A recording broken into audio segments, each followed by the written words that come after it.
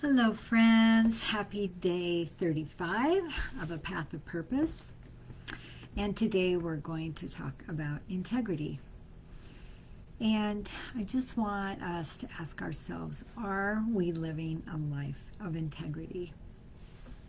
So, over the last several years, I talk about integrity often when I'm training new staff.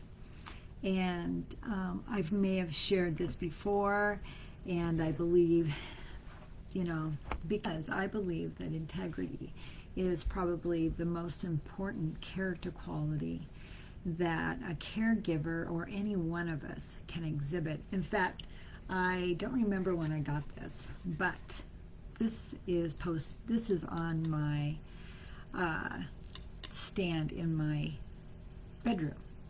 It's just that, always that thought that's forefront in my mind and in my heart.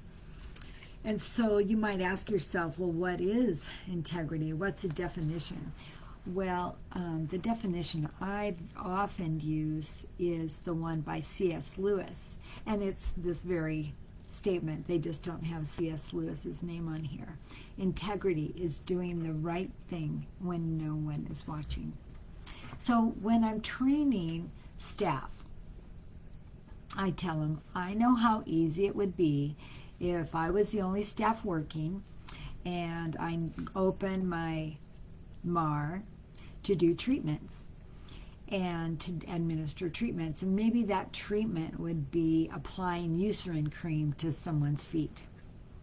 Well, how easy would it be just to mark the MAR that you did it, but you didn't, right? You just want to get the individual supported and assisted to get in bed, and you don't want to mess with all the treatments, and you're tired and it's been a long day, and maybe you've worked a double shift, and in your heart and your mind you justify it, right? Well, it's not going to matter that we miss one day, right?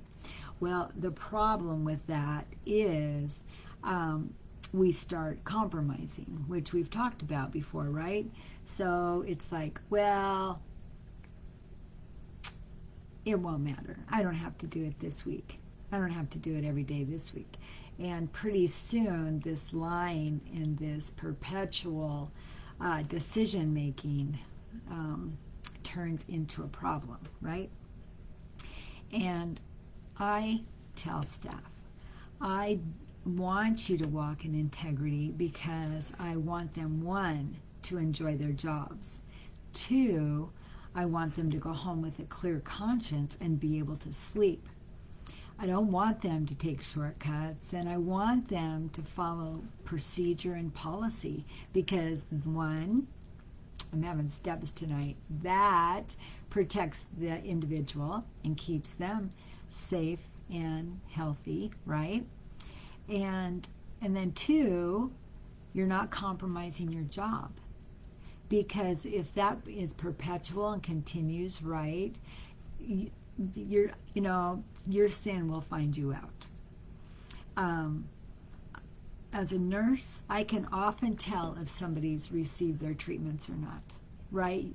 Like with the feet thing, right? If you go in, look at their feet, and they're exceptionally dry, it's like, oh, they haven't been getting their treatments for their feet. And so eventually it will be found out, right? So really what I say, it's not worth it. A lack of integrity may result in, losing your job or causing injury to the client. So it's not worth it. It's not worth it. And I know in my own life, I want a clear conscience before man and before God, walking in a life of integrity. If someone in your life is asking you to compromise your integrity at work, in school, at home, or in relationships, they aren't showing you love. They aren't showing you respect. They are just seeking their own selfish desires to have it their way, right?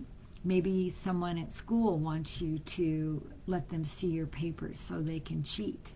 Or maybe somebody at work wants you to clock them in even though you're not there yet and you're going to be 15 minutes late.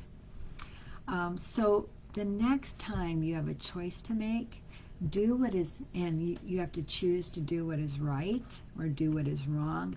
Always choose integrity. It's worth it. All right, guys, those were my thoughts for tonight. I hope you had a great Sunday. I know I did. And here we are, hitting our first full week of February.